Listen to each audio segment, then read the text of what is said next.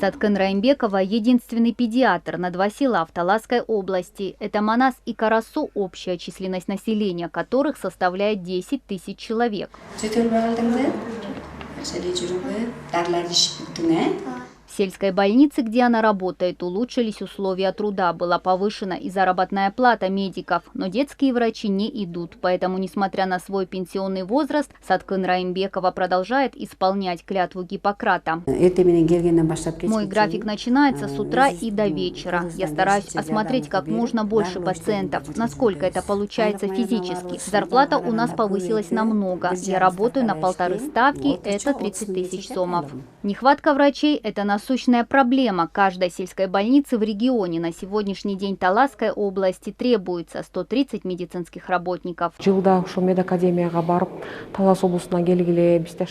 Мы каждый год приезжаем в медакадемию и зовем работать к нам в область. Рассказываем о том, что есть все необходимые условия труда. Но все равно мало кто соглашается. Молодые врачи хотят работать в городах или за рубежом, в России или в Казахстане. Молодых врачей, которые хотят приехать в село, очень мало.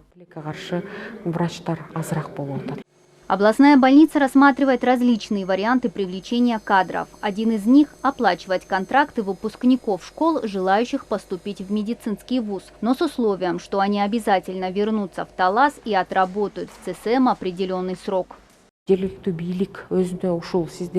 Мы предлагаем, чтобы органы местной власти оплачивали контракты и проживание студентов на период обучения в вузе, чтобы после учебы молодые кадры возвращались к нам и отрабатывали по договору. Надеемся, что эта норма принесет свои плоды. Сейчас врачам из других регионов, желающим поработать в Таласской области, предоставляют общежитие. Кроме того, органы местной власти обещают оказывать всяческую поддержку таким медработникам. В регионе жизненно необходимо решить проблему нехватки кадров в сфере здравоохранения. Мадина Низамова, Кайнар Урмонов и Ният Эргешва, Эльтер, Таласская область.